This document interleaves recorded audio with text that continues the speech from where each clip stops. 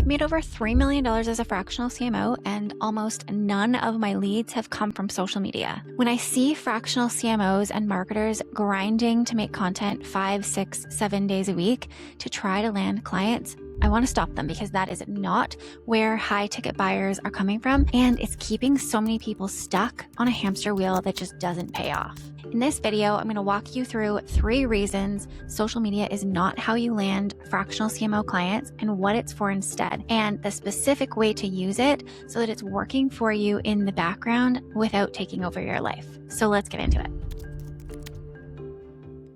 Okay, reason number 1 why social media is not great for getting fractional CMO clients. If you do get leads, they are low quality. I've consistently made 20, 30, 40, 50K months as a CMO for the past 5 years. And when I look at my clients who were great, the ones who paid really well, they stayed with me a long time, they were a great fit, almost none of them came from social media. And any leads that I've ever gotten through social media are just not great clients. They are smaller, they don't have a budget, they're not sophisticated. They're usually a solopreneur. That is not what we're looking for. Reason number 2, it is a hamster wheel. So much effort for low return. Even if you could, let's say, theoretically, get a high quality client, the problem with social media as a client acquisition strategy is that it takes a massive amount of time for a very small return, if any return at all. You're writing posts, designing carousels, replying to comments, DMs, building a content calendar, watching analytics, and all in the hopes that there's somebody out there who's going to read your post and DM you and pay you 15 grand a month.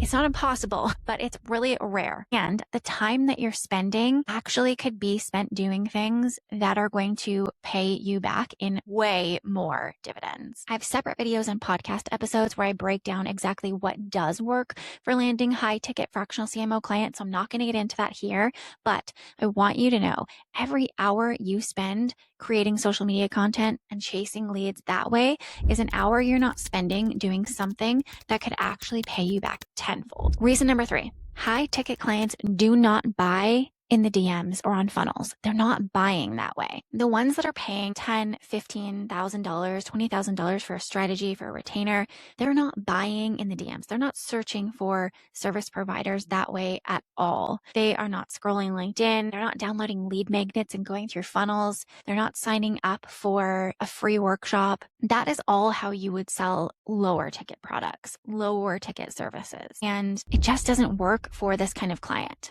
High ticket buyers need trust. They need proof. Usually they are buying through referrals, through networks, through strategic partnerships. There's lots of other tactics, but they are not usually buying that way. So you just want to make sure that you are matching your lead generation or your business development tactics to the kind of buyer and how they purchase and make buying decisions. Okay, so you probably have some questions. What is social media for then? Are we using it as fractional CMOs? And if so, how? So client acquisition, not really happening on social media. It's a credibility channel. So that's what I want you to shift your thinking into. The job of social media is not to drive leads for you as a fractional CMO. It's to back up credibility. And especially in an age where AI is all over the place and there's AI clones, this is where you can actually show you're a real human.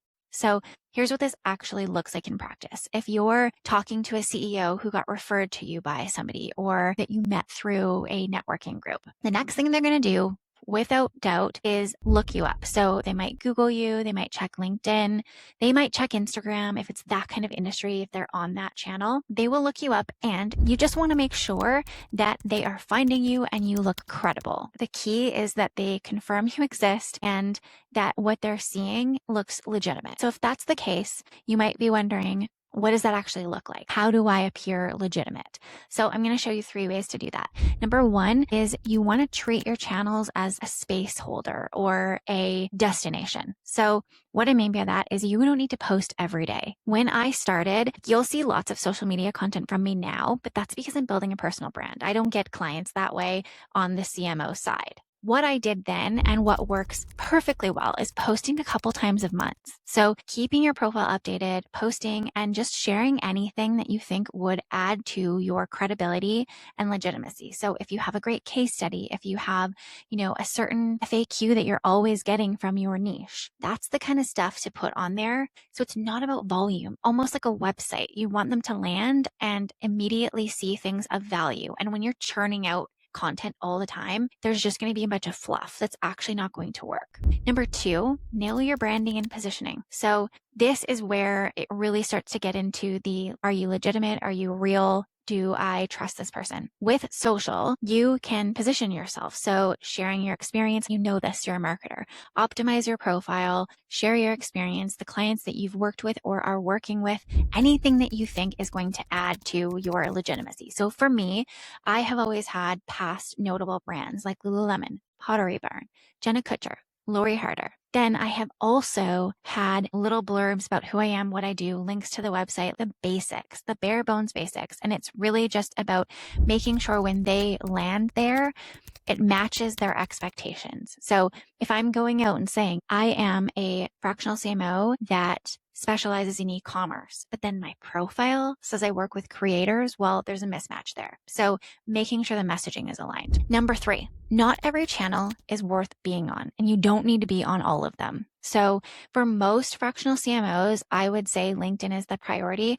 That's where most serious businesses are and where you're going to find bigger and better clients. I do find that Instagram is just full of the solopreneurs, the smaller businesses, people with no business or marketing background, and those are the worst clients. It's just not fun. So pick 1 or 2 channels where your buyers are and ignore the rest. You don't need to be on TikTok and YouTube and all the places. So the number 1 thing I want you to leave knowing today is that if you've been beating yourself up because you're not consistent enough on social media, or maybe your content's not getting traction, you're not growing, let it go, because social media is not an important lever for you as a fractional CMO. Think of it as a backdrop, something that should be there. You want to have presence, but it's important for positioning, not for client acquisition, not for the kind of work you're wanting to do. High ticket, high retainer clients. I would love to see you put your time into channels and tactics that are really going to move the needle forward for you and your business and actually generate really high quality clients for you. If you've been spinning on social media trying to land clients, I hope this video gave you permission to stop and put that energy elsewhere. If you would love the full playbook for exactly how I built my business to 6 figures in 6 months and then $1 million a year as a fractional CMO, click the link below to learn more about Fractional CMO School. It's a 6-month coaching program and community for marketers stepping into the CMO role or fractional CMOs who are looking to scale. If you have questions, please leave them in the comments below. I would love to connect, and hit subscribe so you never miss an episode, and I will see you next week.